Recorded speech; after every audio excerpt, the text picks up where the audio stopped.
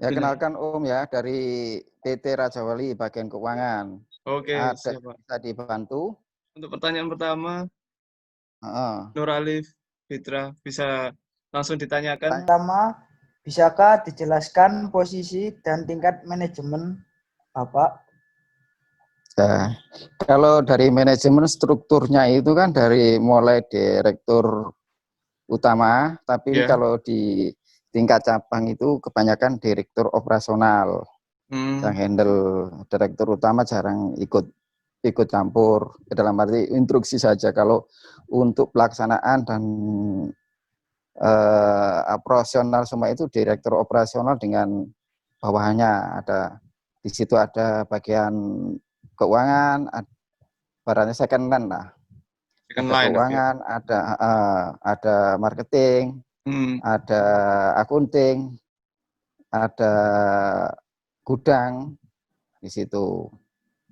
Oke. Pertanyaan yang kedua, berapa lama Bapak menempati posisi sekarang sejak kali pertama masuk dalam perusahaan ini? Ya, jadi posisi saya di sini sejak dibukanya perusahaan ini dari awal, dibentuknya tahun 2007 sampai dengan sekarang, berarti sekitar berapa itu? 10, 13. ya 13-an lah, 12-13 gitu. Pada posisi Bapak saat ini, keterampilan manajemen apa yang paling banyak digunakan? Kalau keterampilan itu sesuai dari apa ya, ibaratnya gini, jenis usaha. Kalau banyak itu di retail, maka yang paling berperan manajemennya itu di marketing dan operasional gudang. Tapi kalau ini berkaitan pertepatan dengan PT Raja Wali ini kan di bidang retail. Jadi yang paling digunakan itu di manajemen apa itu marketing dengan gudang. Yang lainnya kan ikut. Jadi setiap bisnis itu manajemennya itu beda-beda yang digunakan.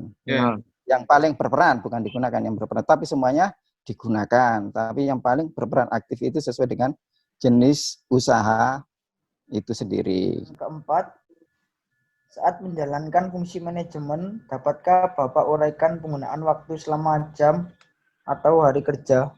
Tuh, kalau penggunaan waktu untuk di bagian marketing itu tidak terbatas sebenarnya.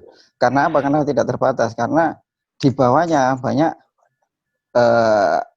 ibarat itu menaungi anak buah yang bekerja di luar jam kerja. Tapi kalau untuk di bidang lain sesuai dengan jam kerja, misalnya di gudang, di akunting, itu sih sesuai dengan jam kerja. Dari itu 8 jam ya, dari pagi sampai dengan sore.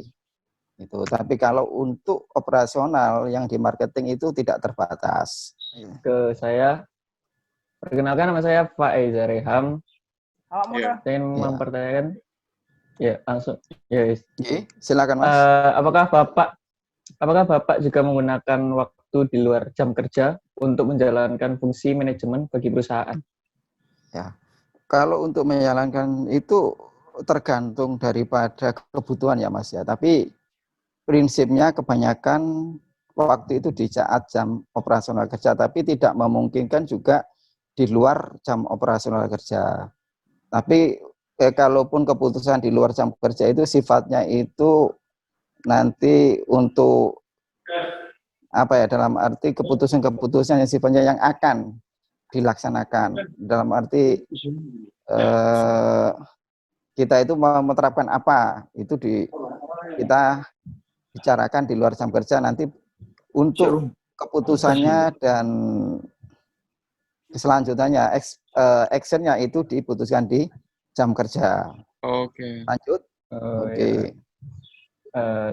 Pertanyaan selanjutnya, di cabang manajemen manakah Bapak sekarang berperan? Kalau saya kan di keuangan, tapi tidak menutup karena perusahaan ini lingkupnya kecil ya, dalam arti gitu ya. Jadi semua harus tahu dari keuangan, marketing maupun di administrasinya, di MSDM-nya dan segala macam. Tapi kalau saya sih di bagian keuangan saja. Gitu. Oh, pakai uang. Oke. Oh, iya, Pak. Eh. Pertanyaan selanjutnya, selain berperan di cabang manajemen, Bapak ditugaskan, apakah Bapak juga menjalankan kegiatan di cabang manajemen lainnya? Oh tidak, itu tidak. Itu sih sekedar apa sih, dalam arti harus tahu aja, tapi tidak harus gitu. Oh, Tapi iya. sebagai orang keuangan, mau tidak mau operasional dan pekerjaan yang di luar keuangan harus tahu. Oke. Oh, iya. Oke, Jadi, lanjut. Pertanyaan selanjutnya, dalam hal faktor-faktor lingkungan eksternal luar, menurut Bapak, manakah yang paling mempengaruhi perusahaan? Faktor eksternal itu banyak sekali, Mas. Ya, Mungkin faktor politik, eksternal. kayak, Ya, ekonomi. misalnya ya, kalau di retail itu gejolak ekonomi global itu juga pengaruh, dalam arti berkaitan dengan kurs mata uang itu juga berpengaruh. Kemudian adanya sekarang kan sudah era digital, gitu. ya, Jadi Ya, dari sisi omset yang kiranya itu online itu juga pengaruh, gitu, yang digital. Jadi sekarang kan manual itu harus mulai ditinggalkan. Ya masih perlu, tapi sudah mulai kewalahan kita di situ. Jadi yang eksternal itu sangat pengaruh. Kemudian karena faktor wabah yang seperti ini yang terjadi ini juga pengaruh gitu. Oke, sekarang pertanyaan dari saya. Perkenalkan, nama saya Arman. Ya, untuk pertanyaan selanjutnya itu hampir sama. Itu cuman kasusnya kalau ini faktor eksternal dalam hal kayak pemasok, kemudian pesaing, itu pengaruhnya apa, Pak, di perusahaannya Bapak itu? Kalau pemasok itu hampir tidak ada ya, dalam arti karena kebutuhan retail kita itu kan kebutuhan rumah tangga itu banyak pemasoknya, enggak produknya itu tidak tergantung pada suatu merek tertentu atau jenis tertentu. Jadi kalau masalah pemasakan supplier itu tidak ada kendala. Pokoknya di bidang kita ini persaingannya yang jadi masalah itu di cara pemasarannya saja, gitu. Oh, cara pemasarannya berarti, Pak, ya? Ya, yang jadi kendala itu masalah karena kebanyakan saingan itu kan dari online, karena sudah banyak sekali online, kemudian ada yang jualan yang bunga 0%, nah Ya, itu itu. juga pengaruh. Ya, kalau dari sisi supplier pemasok itu tidak ada kendala sampai hari ini. Bagaimanakah masalah etika dipraktekkan dalam perusahaan? Jadi kan setiap perusahaan pasti ada etika, Pak, ya. Etikanya itu kalau dalam di perusahaan Bapak sendiri, penerapannya kayak gimana, Pak? Etika dalam bekerja itu, Pak? Kalau ini etika bisnis ya. Ya, etika dalam berbisnis dalam perusahaan Bapak. Etika bisnis itu dalam arti ya garis besarnya saja, Mas, tidak seberapa detail gitu kan. Karena hubungan kita bukan dari perusahaan ke perusahaan yang lain. Kalau perusahaan yang lain dengan itu paling dengan berkenaan dengan pemasok itu ada etikanya, ada aturan-aturan bisnisnya, dalam arti tentang ketentuan di situ kan ada deal-deal ya, itu ada etikanya, misalnya deal kesepakatan perolehan harga pada orang masuk itu ada etikanya tersendiri, ada tergantung daripada deal-deal. Tapi kalau untuk etika pemasaran itu saya kira bebas. Selama kita bisa berkreasi, selama kita bisa mencari, intinya kalau dalam pemasaran yang penting kita dipercaya oleh konsumen dan memuaskan konsumen, itu aja. Untuk menjaga etika sendiri dengan baik itu kayak gimana? Kan tadi Bapak ngomong kalau etikanya dengan pemasok ya, Pak. Itu caranya agar bisa terpelihara dengan baik gitu loh, Pak. Etika bisnisnya dengan pemasok itu kayak gimana? Ya, paling tidak minimal itu dari sisi finance, kepercayaan finance dalam arti kalau di sisi keuangan ya, kita pembayarannya tepat waktu, itu pengembalian. Terus kalau supplier juga gitu, pengiriman barangnya juga sesuai dengan order, artinya tepat waktu, tidak lama-lama dalam arti proses pengirimannya, kan di situ. Itu aja. Yang penting intinya pembayarannya lancar, ya pasokannya juga harus lancar. Jadi saling menjaga gitu. Oke. Ya, Pak. Saya boleh tanya, Pak. Kalau misal Oke. etika bisnis itu kalau sama pesaing itu gimana, Pak ya? Mungkin PT Bapak mungkin pernah mengalami pesaing sesama apa itu Perusahaan. PT-nya, ya sama perusahaan, tapi pesaing itu tidak secara sehat. Apakah Bapak pernah? Tolong jelaskan, Pak. Ya ada, tapi kan kita juga harus mengukur profitabilitas daripada, kalau kita usaha hancur-hancuran harga juga bisa. Kadang-kadang kan pesaing main diskon besar-besaran, kan Iya. di situ. Harga di bawah kita, ya. Kita harus bersikap dalam arti Halo. realitas, dalam arti gini, kita tidak mungkin juga kalau menghancurkan harga, juga kita akan dirugikan. Ya. Ya, kalaupun ada itu hanya produk-produk tertentu yang sifatnya dibuat promo, yaitu diskon besar-besaran dengan asumsi kalau kita dapat barang yang lebih murah. Ada kan beberapa spek barang itu kan dengan harga perolehan yang murah, nah itu baru kita bisa hantam. Tapi kalau rata-rata barang kita, produk kita ya yang branded itu sesuai harga pasar. Iya, iya, Pak. Nah, kalau kita ikut hancurkan di situ, ya kita hanya kerja sosial kan di situ. Nah, untuk apa kalau kita baik di mata pelanggan, di konsumen, tapi dari sisi bisnis itu tidak menguntungkan, nah, gitu. Itu juga etikanya dengan pesaing tidak bagus, gitu. Itu main hancur-hancuran itu namanya. Oke? Iya, cuma tambah merugikan sendiri perusahaan sendiri ya, Iya, gitu, Pak. betul. Yang penting kita kan pasar itu pasti ada saja. Yang Iya. penting kita sehat, baik di kita dan baik juga untuk di konsumen. Maksudnya harga standar sewajarnya lah, gitu. Oke? Oke, kalau di perusahaan Bapak itu ada nggak sih kayak budayanya Pak, budaya dalam hal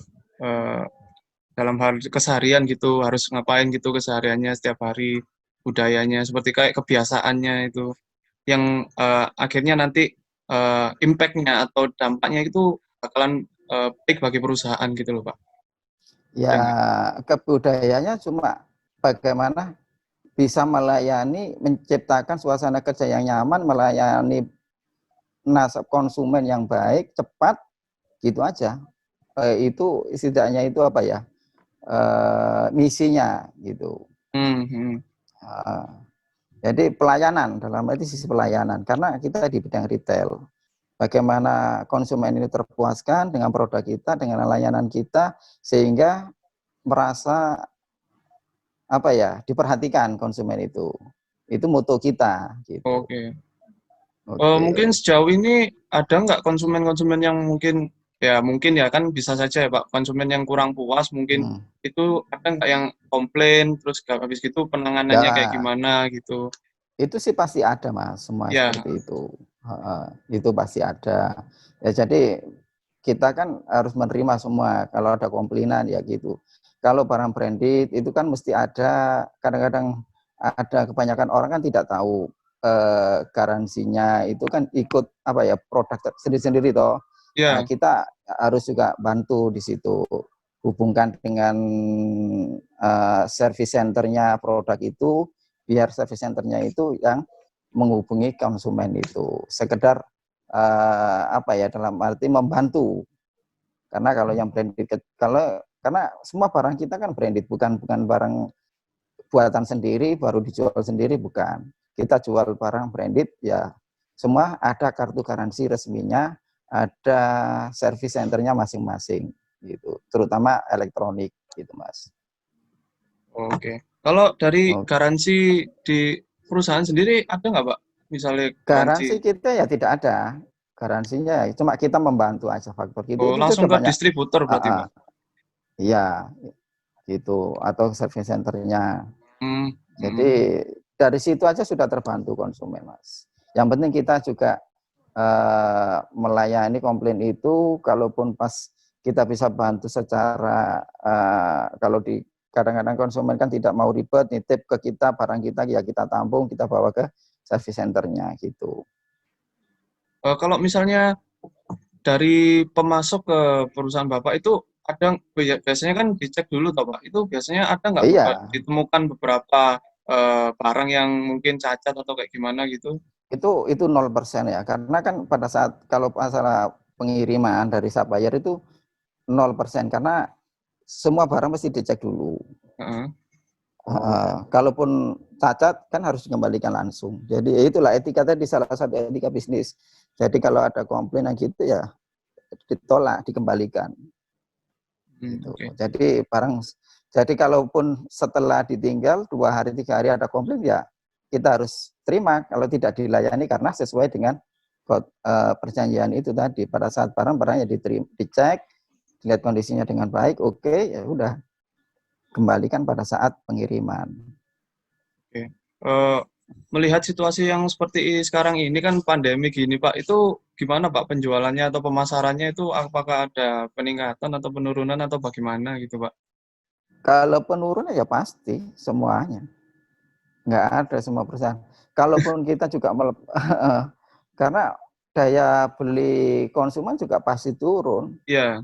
Karena satu penghasilan daripada konsumen juga akan turun toh. Iya. Terutama yang basis menengah ke bawah. Kecuali kalau menengah ke atas ya masih mungkin masih ada tabungan, tapi bagi orang yang belum ada saving, belum ada tabungan, ya pasti untuk kebutuhan pokok aja masih kurang, apalagi untuk kebutuhan sekunder gitu loh Mas. Kemudian usahanya untuk meng-up penjualan lagi itu kayak gimana Pak? Apa udah ada gitu? Ya minimal sasaran omset kita minimal BIP. Jadi pangsa pasar kita ya bukan lagi yang di bawah ya, yang menengah ke atas, minimal di situ. Apakah ada program corporate social responsibility dalam perusahaan Bapak? CSR itu Pak. Corporate bahasa realnya itu apa itu ya? Corporate social responsibility, kayak semisal kan sekarang ini lagi pandemi toh. Pandemi corona, mungkin ada social responsibility dari perusahaan Bapak yang sekiranya membagikan sedikit rezekinya gitu. Kalau ya ada, rezekinya untuk sosial ya. Ya cuma di lingkungan sekitar aja Mas gitu, untuk bahan pokok itu aja gitu. Oh gitu. Jadi terus sama panti-panti asuhan itu aja. Kalau untuk mungkin yang bersangkutan dengan PT-nya Bapak sekiranya enggak. Untuk dalam arti supaya berkaitan dengan jenis usaha gitu loh maksudnya. Iya, gitu Pak. Enggak. Cuma sekitar sosial biasa aja Mas. Dari pimpinan gitu, bukan atas nama perusahaan. Baiklah, mari kita akhiri wawancara hari ini. Terima kasih Bapak Sutrisno telah membantu kami dalam tugas wawancara ini. Assalamualaikum warahmatullahi wabarakatuh. Waalaikumsalam warahmatullahi wabarakatuh.